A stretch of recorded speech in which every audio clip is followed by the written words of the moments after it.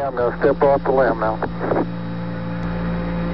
That's one small step for man, one giant leap for mankind.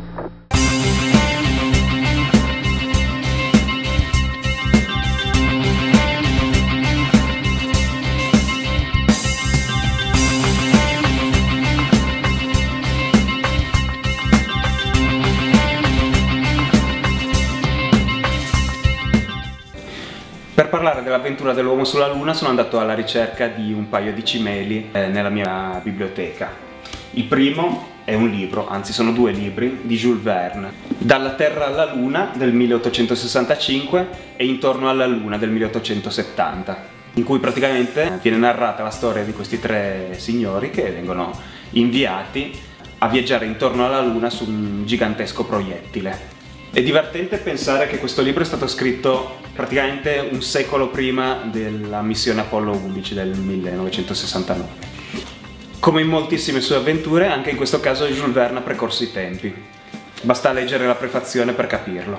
Egli, Verne, con un secolo di anticipo, ha indovinato con esattezza non solo la nazione che avrebbe effettuato il primo lancio verso la Luna, gli Stati Uniti d'America, anche se mi viene da precisare che in realtà dei tre signori mandati sulla Luna, vestiti di tutto punto col cappello a cilindro in testa, uno era francese, Michel Ardan.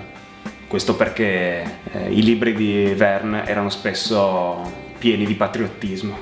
Ma indovinò anche il mese in cui il lancio sarebbe avvenuto, dicembre. Il numero degli uomini a bordo, 3. Il sistema di rientro sulla Terra, l'ammaraggio. E persino il luogo in cui l'ammaraggio sarebbe avvenuto, l'Oceano Pacifico. Sorprendente inoltre è la quasi coincidenza del peso e delle dimensioni dell'Apollo 8 con quelle del proiettile immaginato da Verne.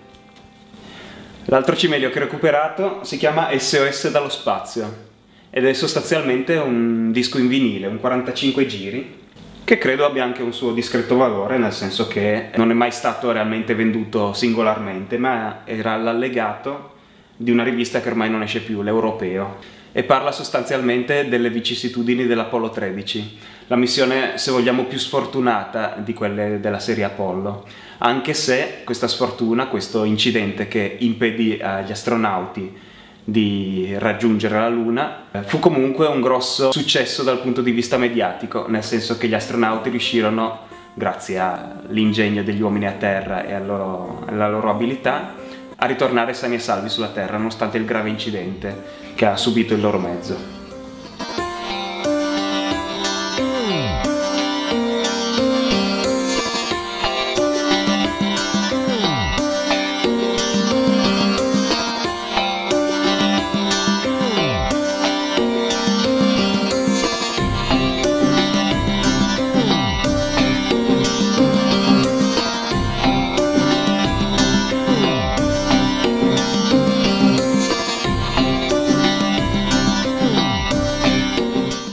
Per scoprire i segreti delle missioni Apollo sono andato a Volandia, a 2 passi da Malpensa, per incontrare 2 esperti.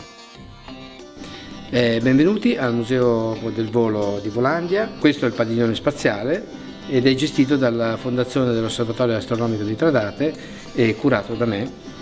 Io sono Luigi Pizzimenti, ho curato diverse mostre e collaboro con diversi musei e istituzioni pubbliche e private. Nel 2009 ho pubblicato il libro Progetto Apollo, il sogno più grande dell'uomo, tutta la storia delle missioni Apollo. Quello che vedete qui oggi esposto è parte del materiale che fa parte della mia collezione personale, e a partire dal cibo utilizzato dagli astronauti durante le missioni Apollo. Abbiamo anche alcune parti del LEM, delle zampe del LEM, abbiamo parti del Mission Control, ci sono i piani di volo delle missioni Apollo, quindi una panoramica di tutto ciò che gli astronauti delle missioni Apollo hanno utilizzato per effettuare l'allunaggio. Allora, la passione è nata da ragazzino, ho avuto la fortuna di vedere gli astronauti delle missioni Apollo atterrare sulla Luna, quindi a partire da Apollo 11 ero un bambino e mi ero reso conto, insomma, dell'eccezionalità dell'evento. Col tempo, poi crescendo, volevo approfondire e ho avuto anche il privilegio di conoscerli. Per il 20 luglio del 2014 ci saranno 45 anni che l'uomo è atterrato sulla Luna con Apollo 11.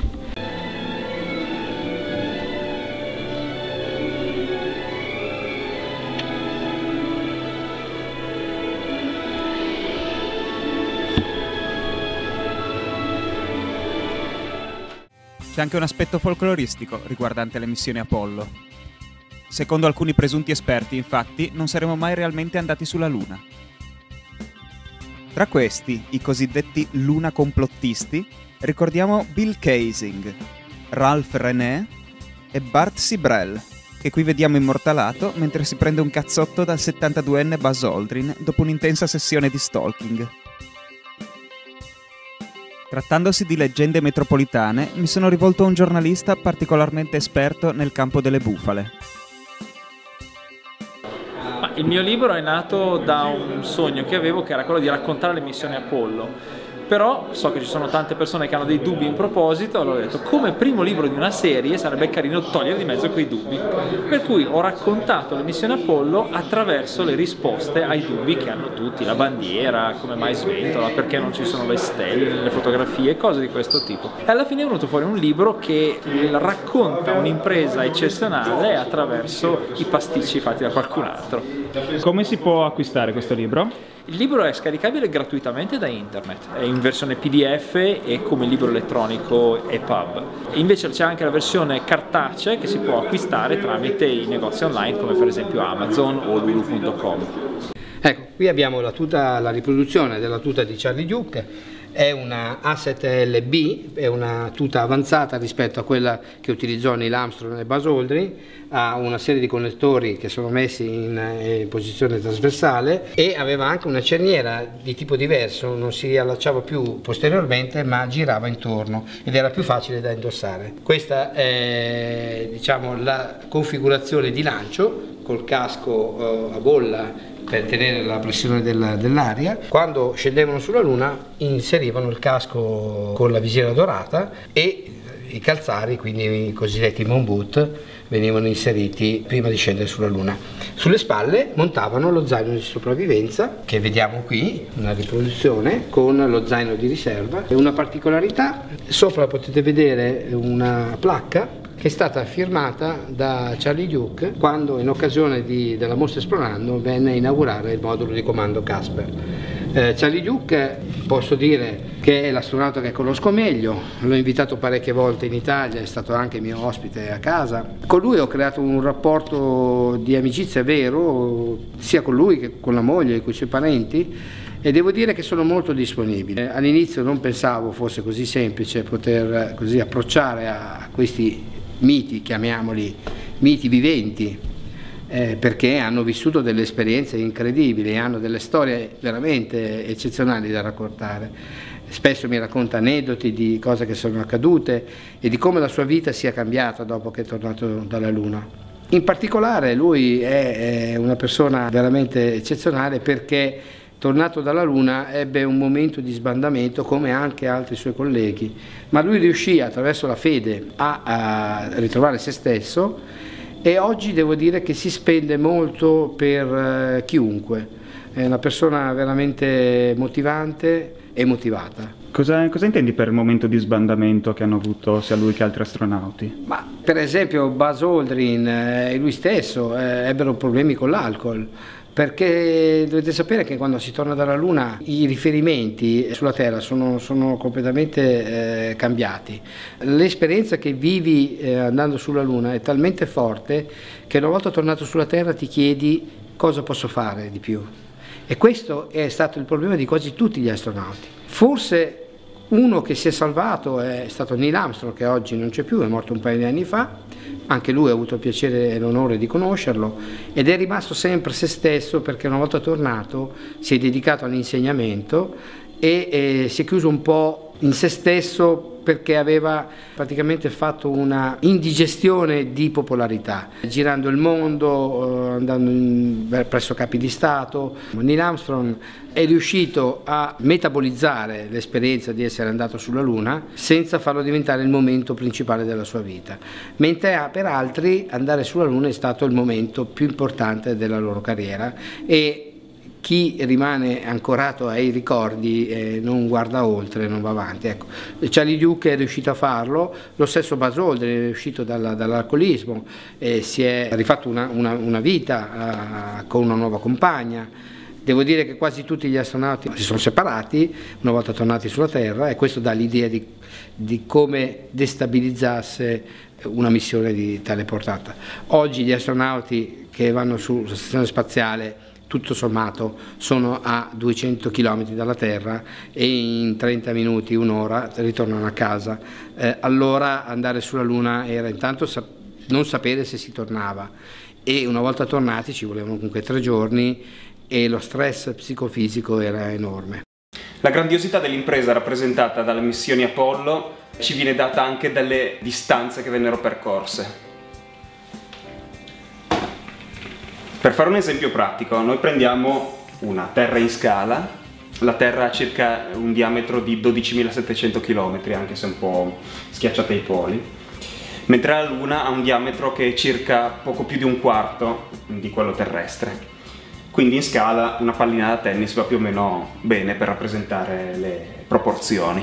Ora, basandoci su questa scala, quale sarà la distanza della Luna dalla Terra? Sarà questa? Sarà questa? Sarà questa? Sarà questa?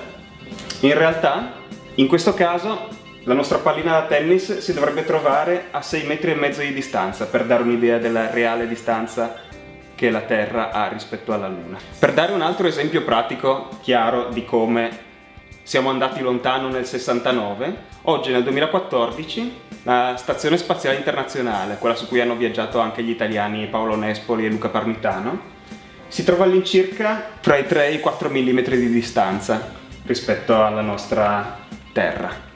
È una cosa che mi sono sempre chiesto, cioè adesso abbiamo dei computer infinitamente più potenti, abbiamo probabilmente anche più disponibilità di mezzi, uomini, tecnologie, eppure l'uomo sulla Luna l'abbiamo mandato negli anni 60, negli anni 70, mentre adesso mandiamo la gente nello spazio, ok, ma a distanze molto più ridotte. Esatto. Come mai questa cosa? E la molla, come tutti sanno, fu inizialmente politica, perché si trattava di una guerra fredda con i russi. L'allora presidente Kennedy lanciò la sfida agli Stati Uniti, lavorarono circa 400-500 mila persone al programma Apollo e tutti insieme riuscirono a mandare l'uomo sulla Luna. Fu una vittoria che probabilmente così creò una sorta di alleanza di pace fra le due nazioni, che poi successivamente collaborarono con la missione Apollo-Soyuz. Quindi la molla fu più che altro politica. Oggi non si riesce a tornare sulla Luna per questioni economiche, perché la crisi economica mondiale chiede che il denaro non venga speso per le missioni spaziali, cosa che ritengo errata, perché spendere i soldi per andare nello spazio significa investirli per migliorare la vita sulla Terra. Mi dicevi, a luglio sono 45 anni dalla missione Apollo 11. Che cosa verrà fatto per ricordare questo evento? In Italia si stanno muovendo tantissime istituzioni, sia osservatori che l'INAF per esempio, si stanno organizzando una serie di commemorazioni. La stessa RAI effettuerà una trasmissione dedicata completamente alla missione Apollo 11, una sorta di rievocazione di quello che accadde 45 anni fa, quando, vi ricordate, Tito Stagno disse "ha toccato". Ricostruiremo con immagini di repertorio e immagini attuali legate al lavoro che stiamo facendo noi dell'osservatorio astronomico qui a Volandia, praticamente ricordando quell'epopea che è ancora oggi ripetuta.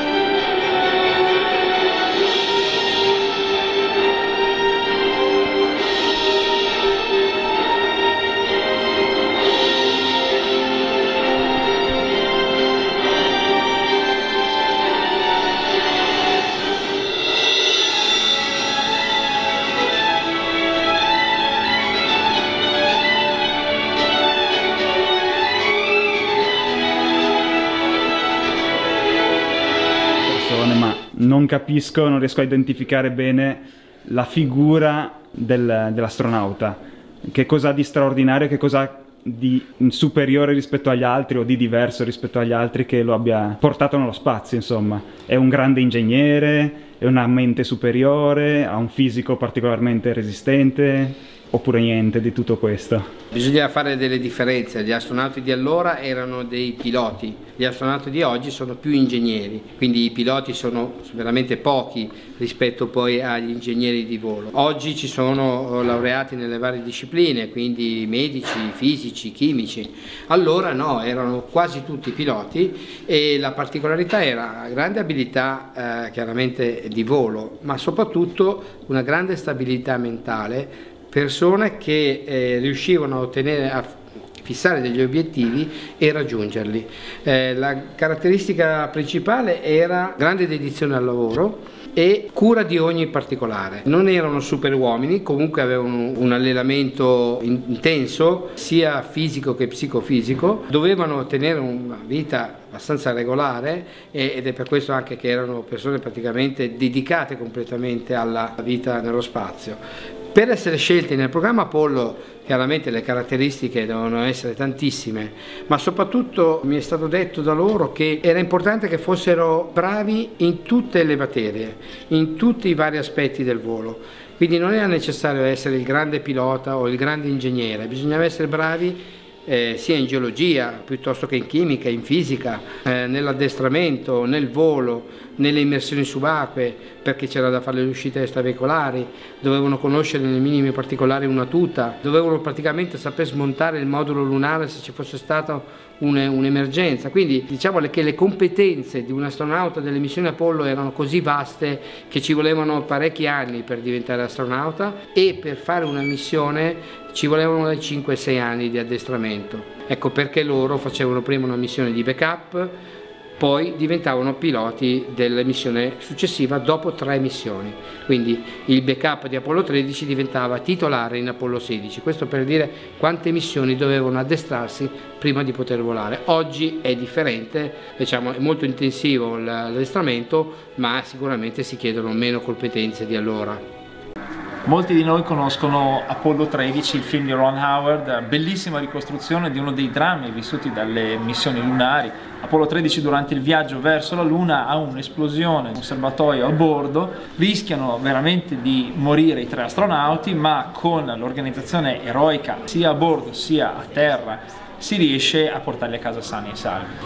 L'esperienza da brivido che ho avuto è stata quella di vedere questo film con uno dei protagonisti, Fred Haise, uno di quelli che era nella capsula, che con la sportività, la flemma che contraddistingue quasi tutti gli astronauti lunari ha detto sì, ok, il film è preciso, abbastanza, però certe cose sono un po' esagerate, non era così difficile come sembra. Poi gli si va a chiedere, si leggono i resoconti della missione e ci si rende conto che in realtà quest'uomo sta raccontando con disinvoltura una cosa che per pochissimo non gli è costata la vita. Ma è bello vedere come ancora oggi queste avventure possono essere fonte di emozione per tante persone. Con Gil Lowe e Fred Haise ho un ottimo rapporto, ci siamo visti parecchie volte, in particolare con Fred Haise ho un rapporto sia epistolare che anche personale. Lui oggi vive ancora a Biloxi, Mississippi, dove è nato, e ha praticamente creato un museo che si chiama Infinity e siamo in ottimi rapporti anche per fare collaborazioni fra i musei. Un paio di anni fa ero a Houston per ritirare una roccia lunare che la NASA ci prestava e mi ha telefonato e mi ha detto: visto che sei a Houston ti porto in un ristorantino dove noi da ragazzi andavamo, e mi ha portato dove lui andava con Lowe e gli altri poco prima della missione e mi ha portato, è venuto a prendermi in hotel e mi ha portato al ristorante. Ecco, cose che chiaramente guardandole da qua sembrano quasi impossibili, ma devo dire che sono veramente delle persone eccezionali. Gene Cernan mi ha invitato nel suo ranch, cioè cose che no, ti garantisco che tanti anni fa sarebbe stata fantascienza solamente pensare di conoscerli, e oggi sapere che se vado a casa loro mi aprono è una sensazione bellissima. 5, 4, 3, 2, 1, 0, and lift off.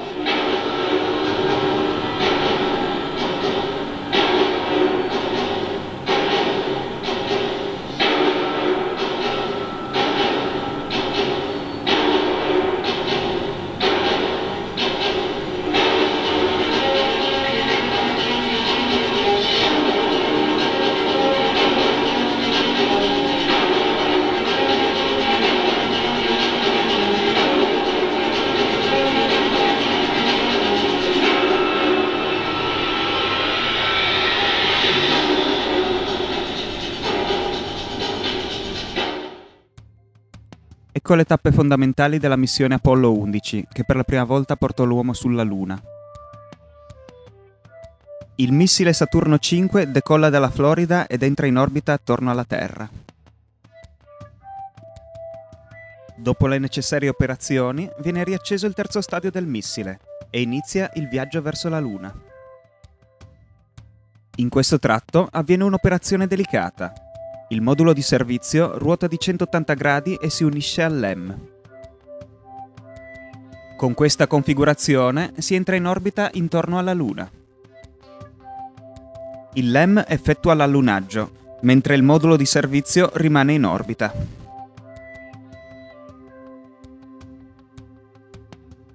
Il LEM riparte, lasciando la sua base sulla Luna. LEM e modulo di servizio si ricongiungono. Inizia il viaggio di ritorno. Al rientro nell'atmosfera terrestre corrisponde un silenzio radio di circa 3 minuti. Il modulo di comando, alto pochi metri, è l'unica parte della gigantesca struttura originaria a rientrare sulla Terra. Dopo l'ammaraggio nel Pacifico, gli astronauti vengono recuperati in elicottero. Nel 2011 con l'Osservatorio Astronomico di Tradate abbiamo pensato di ricostruire una capsula Apollo e nella fattispecie questa è Casper, è il modulo di comando di Apollo 16. L'abbiamo ricostruito perché poi nel 2012 Charlie Duke, astronauta dell'Apollo 16, è venuto a inaugurare la mostra che abbiamo organizzato a Varese, una mostra che si chiamava Esplorando, ed è rimasto veramente sorpreso nel vedere una capsula ricostruita fedelmente e funzionante, perché la particolarità di questa capsula è che tutti gli strumenti di bordo funzionano come l'originale. Lo stesso computer di bordo funziona, è stato costruito da un nostro ingegnere che si chiama Kubler, è veramente in gamba, è appassionato, che ha ripreso i software originali della NASA e li ha riproposti in una versione più moderna ma comunque suggestiva. Ecco, questa è, come vedete, la ricostruzione è fedele in ogni minimo particolare, i sedili, gli switch, tutti gli strumenti all'interno e anche l'esterno. Abbiamo cercato di renderla un po', come si può dire, bruciacchiata, come se fosse appena rientrata nell'atmosfera terrestre, e questa era la sensazione che volevamo dare, e devo dire che soprattutto i ragazzi restano veramente a bocca aperta quando vedono questa capsula e questo ci fa molto piacere.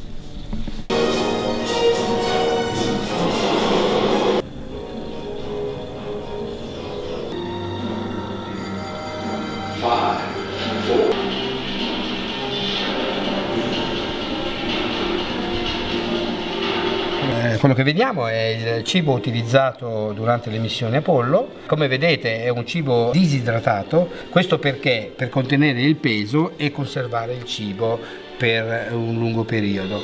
Si utilizzava una pinza speciale, si tagliava il beccuccio e si inseriva una pistola che sparava dell'acqua a varie temperature, poteva essere calda o fredda a secondo del cibo. Dopodiché si lasciava qualche minuto perché il cibo si preparasse e poi potevano anche succhiarlo direttamente dal tubo. In alcuni casi aprivano dei pacchetti che potevano essere consumati con un cucchiaino. Alcuni astronauti avevano delle preferenze e riuscirono a così convincere la NASA a inserire dei cibi un pochino più gradevoli perché comunque nello spazio il gusto del cibo non è come quello sulla Terra, e quindi per rendere così allettante il cibo veniva anche data la possibilità agli astronauti di scegliere alcuni gusti. Per esempio si sa che Apollo 11 è una delle poche missioni che non beve solo succo d'arancia, ma avevano anche un succo di pompelmo mischiato perché non gradivano molto l'arancia. Nelle missioni successive i medici obbligarono gli astronauti a assumere succo d'arancia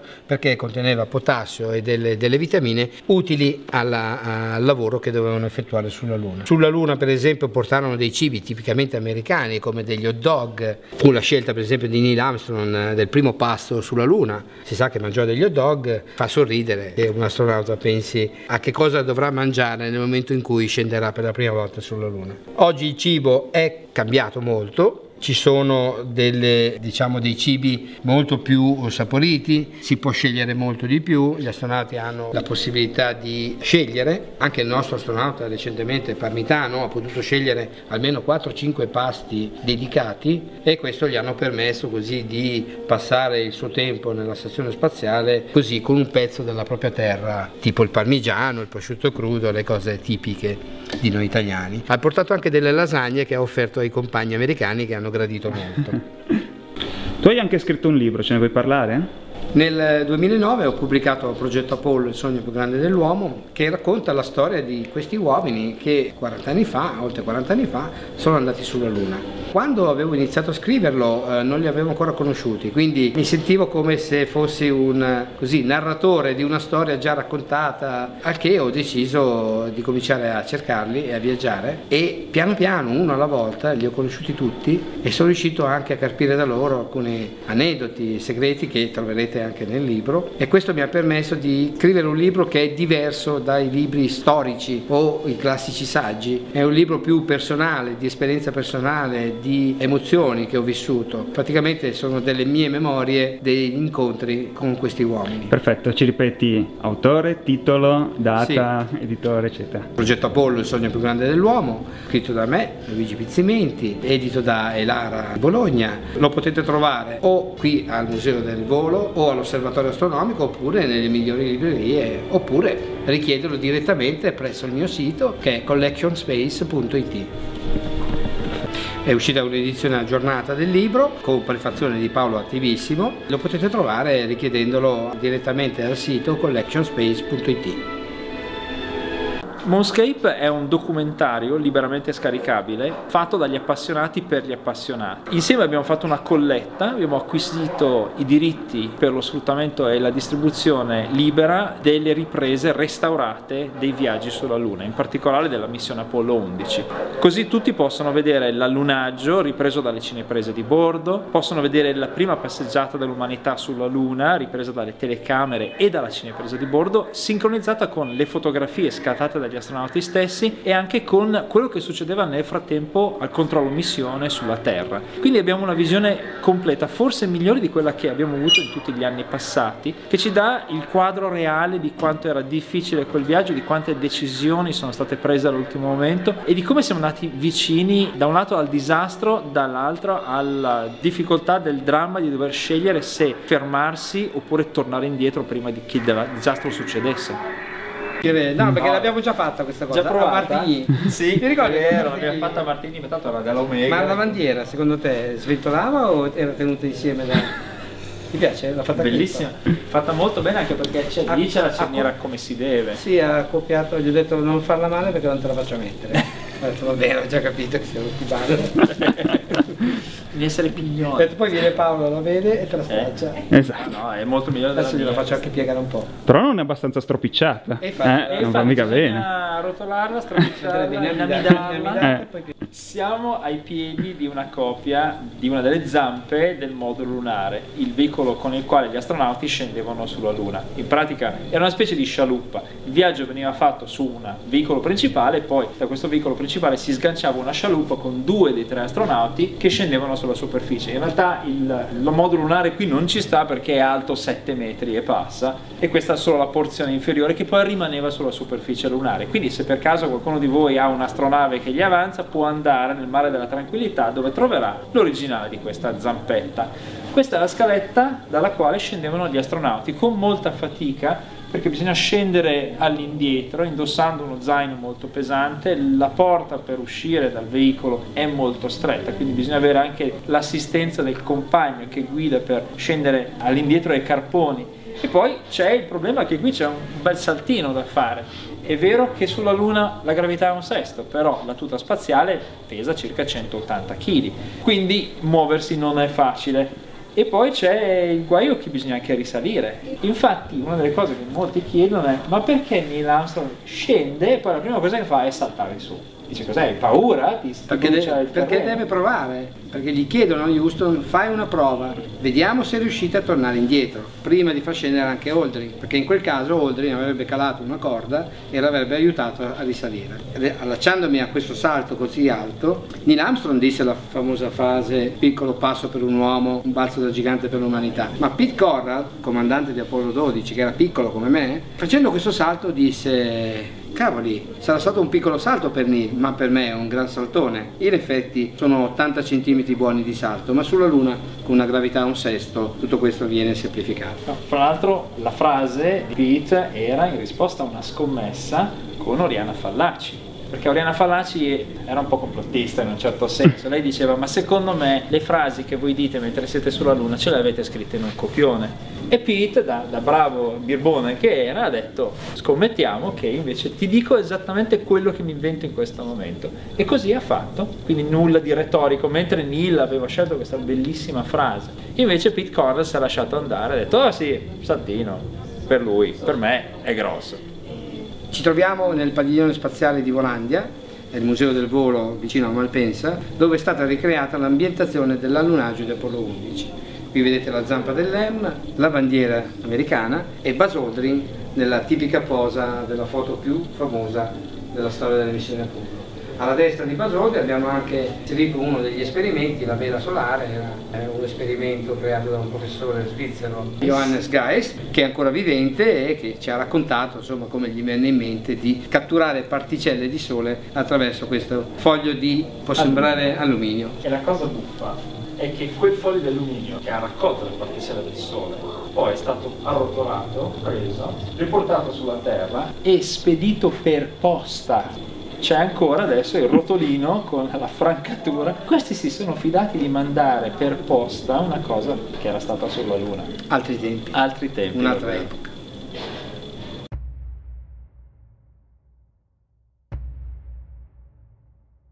Quindi, alla fine, le missioni Apollo non solo hanno portato l'uomo sulla Luna, ma hanno anche rappresentato una delle più grandi conquiste scientifiche e tecnologiche della nostra era e hanno dimostrato che l'umanità, se ne ha il desiderio e la convinzione, può realizzare imprese straordinarie.